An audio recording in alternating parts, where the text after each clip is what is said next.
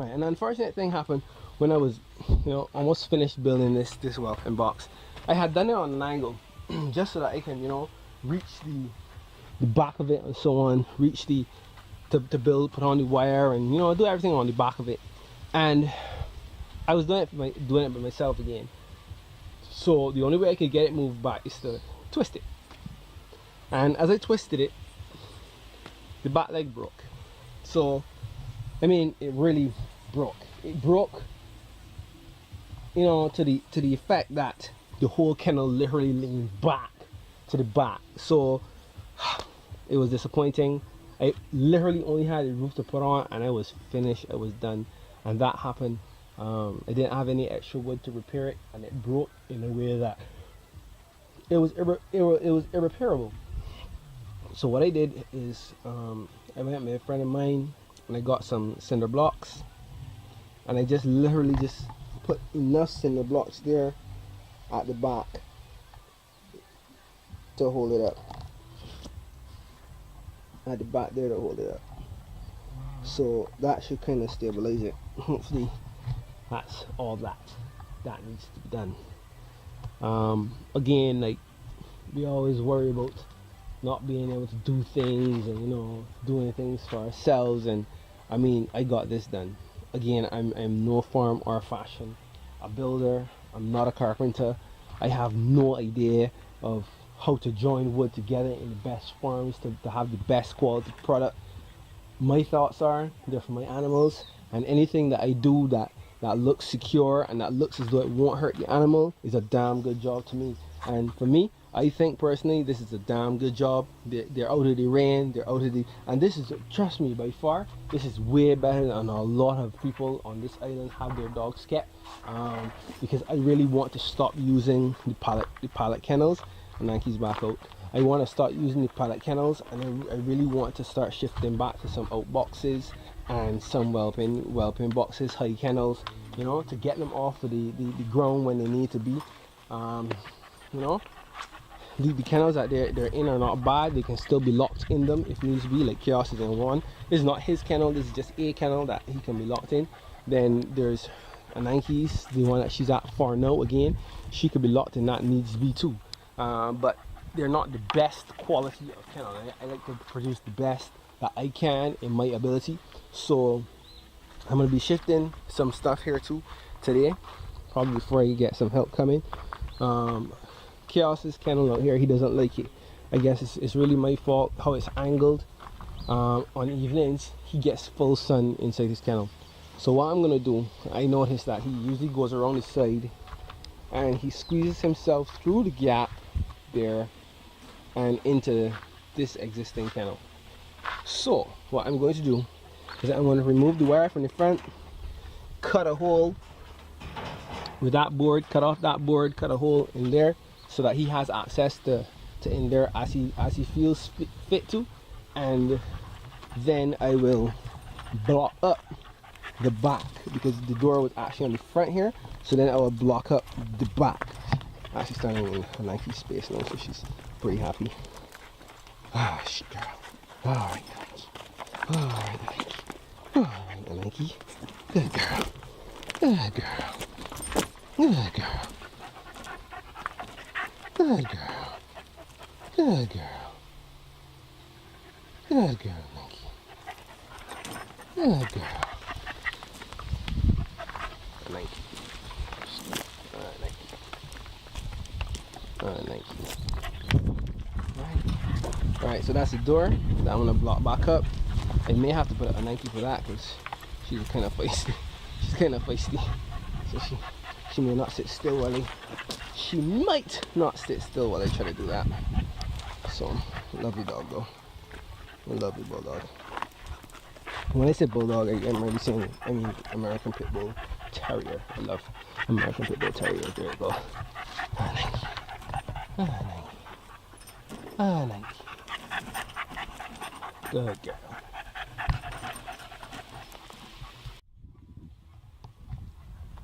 Alright, so we're back here again. It's the afternoon time. I had talked to you guys about doing a couple of projects. I did not manage to get all of those projects done at all. but I got some of them done. The one about digging the trench, going back to the front of the farm, definitely did not happen. The sun was really hot. And it was a lot more work than I thought it would have been. There's a lot of rock, a lot of roots because of the grass that's growing there. So I think I'm gonna have to get a friend of mine to probably come with a backhoe or excavator actually, and dig that trench for me so that I can just lay the pipe, and it'll be much easier on me physically. Another one of the projects that I did mention that I was gonna do is Highox Kennel. As you can see, Highox is out. So I tried to do up his housing area. He wasted no time, of course, in making that his own. He actually tore down a lot of the boards. I had boards all to the front on the left side here, but he took all of those off. He likes to bite. He's a very hard moat dog, so he bit up all that. It's chaos. He bit up all of that. I redid the floorboards on the inside. I did all the floorboards on the inside. He had actually no floorboards on the inside whatsoever, so I refaced the inside of the boards. Created a little door. I took off the wire from the front so that he can enter from that side, and he seems to like it. So that was definitely a plus on that end. So Highox is he's now comfortable in the front here. No longer has to depend on just the back kennel. He has the option of going in the back kennel or staying in the front, however the sun takes him at the point in time. So another piece of project that I wanted to work on was another piece of the project I wanted to work on was getting the kennel, well, I guess oil coated. I managed to get that done. Nike.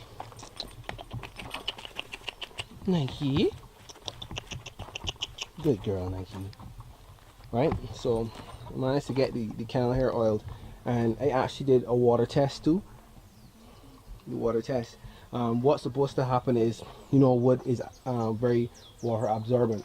So after I did it, I tested it, and as you can see here, the water actually did bead up on it, where you can see all the water particles are sitting neatly on top of the board. I can actually take my hand and brush it away. See how that's working? So it actually worked how I would like it to work. It is not as, of course it will absorb some still, but it's not as water absorbent as it was in its raw state. So I feel good about that. The whole floor is done. The walls of the box are done. The outside door is done. The top is finished. The inside pillars on the inside they're finished also. The side wall is also finished here. I did a little sprinkle test here too, as you can see, and that seems to be working exactly how I wanted it to work, which is great news for me. So I don't have to worry about the wood weathering too quickly over time. It will stay up against the rain and a lot of the elements a lot longer. Still have to do this side and the back side. The back side may be a little tricky to do. I have to squeeze myself in between the pallet there and get that done, but I'll get it done. I'm gonna run a coat across the top just for longevity of the wood, across the beams here, and then that should be it. I might throw on another coat on the floors just to ensure that if I have to wash it down, it's not too much water being absorbed directly into the wood, so that it will last a lot longer. I'm hoping that this lasts me for a good couple of years without me having to do too much major renovation. I have to actually see what happens when the dogs get in there. They're all American Pit Bull Terriers, so they're very mouthy. They like to chew, they like to bite, they like to break. So I have to see how that's gonna run me. I have a feeling that I'm gonna have to reinforce the hole, probably get some 1x4s or 1x3s, and just put like a framing around the hole so that stops them from biting away that plywood sheet too quickly. Everything else should be safe and secure. So those are the projects that I got finished. It's not much more to say. It's just a lot of oiling that I did. I actually did a little bit of oiling over in the pigeon coop too. It's not much to see. When I do a little bit more in there, I would keep you guys posted and let you see as it goes. Nike.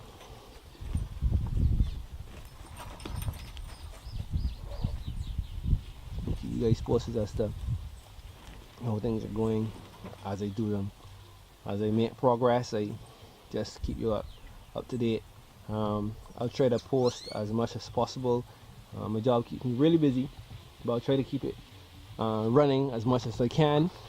Keep you up to date on my successes and my failures, because I want to show you both, so that probably if you thinking of doing this kind of stuff, you can avoid some of the areas which I didn't know I had to avoid, and in that sense save a lot of time, energy, and of course the most important part, saves you a lot of money, because a lot of my errors it cost me. It really did cost. Again, learning phase. I think I'm slowly but surely getting over it, learning how to use as much as I can, learning how to piece together things, still as best as I can, but with little with little resources as I can possibly scrape up. The animals are most important here on the farm, so I want to make sure and ensure that they have the best quality of everything, feed, health, what's not. My vet usually comes by, and he sees the dogs and whatever, the rabbits, just to make sure that their health is up. If they need any shots, if they need any worming medicines or anything, he would advise me as to what to do. So it's not like they're just dogs being kept out in the open for nothing. They always have clean water and a shelter. As you see already, I talked to you already about Highox. Highox has 2 shelters. He always has a bowl full of water, so they're never left without food or water. They're fed twice a day, which is not necessary for adult dogs, but I do it anyway. Keep their energy up, to keep their strength up, because the days are usually really hot, and the sun will drain them. So that's it.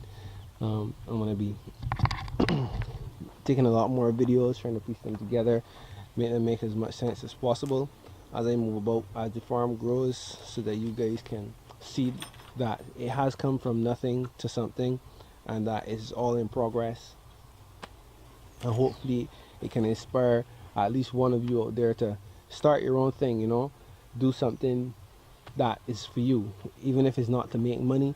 It's for sustainability and for financial freedom, that you don't have to go into the supermarket and buy every single thing. I mean, here I don't have a green finger, but my wife plans on doing some garden beds, so that we can have some vegetables growing on the land too, not just animal produce, not just meat, but to have some kind of vegetables growing, so that we can almost have an entire meal growing here on the land, and that way we can cut back on our expenses in the supermarket or in the grocery store a lot. We want to get our sons into eating healthy, eating ground provisions, learning how to live off the land.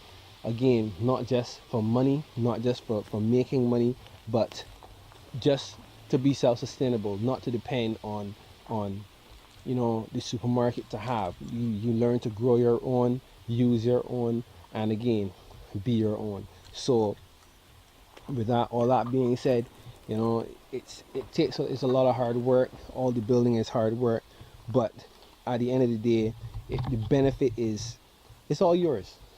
The benefit is it's a happy life. It's challenging at times, but happy nonetheless.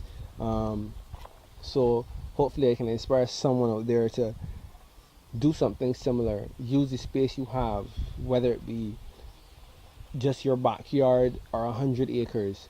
Use the space you have.